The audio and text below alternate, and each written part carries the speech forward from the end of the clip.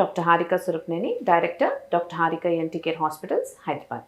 ఈరోజు మనం చాలామంది అడిగే క్వశ్చన్స్, వాళ్ళ డౌట్స్ గురించి డిస్కస్ చేద్దాం. మ్యామ్, చెవి నొప్పి వల్ల దవడవాపు వస్తుందా? సో చెవి నొప్పి వల్ల దవడవాపు రాదు, కానీ ఇన్ కేస్ మీకు దవడవాపు ఆల్రెడీ ఉండుంటే కనుక దానివల్ల చెవు నొప్పి వచ్చే అవకాశం ఉంటుంది. సో ఈ మధ్యలో ఈ కాలంలో మనం దవడవాపు యూజువల్లీ పెరటైటిస్ అంటే మమ్స్ ఇన్ఫెక్షన్ వల్ల చూస్తూ ఉంటాము. సో అది వన్ సైడ్ రావచ్చు, లేకపోతే బోత్ సైడ్స్ కూడా రావచ్చు. సో ఇది ఎప్పుడైతే బాగా సివియర్ గా ఉంటుందో, ఈ దవడవాపు చాలా ఎక్కువగా వస్తుందో, అప్పుడు చెవి లోపల కూడా నొప్పి వచ్చే అవకాశం ఉంటుంది. అంతేగాని చెవి నొప్పి వల్ల దవడవాపు యూజువల్లీ రాదు. బట్ సమ్ టైమ్స్ బాగా చెవి లోపల ఇన్ఫెక్షన్ ఎక్కువగా అయిపోయి ఉంటే కనుక, అంటే ఓటైటిస్ ఎక్స్టర్నా అని బయట ఇన్ఫెక్షన్ ఉంటుంది, చెవి ఎక్స్టర్నల్ ఇయర్లోనే ఇన్ఫెక్షన్ వస్తుంది.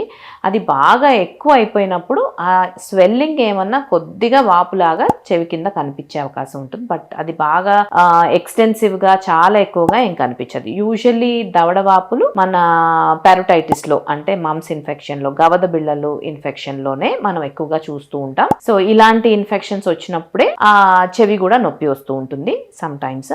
అంతేగాని చెవి నొప్పి వల్ల యూజువల్లీ మనం దవడ వాపు అంతగా చూడం.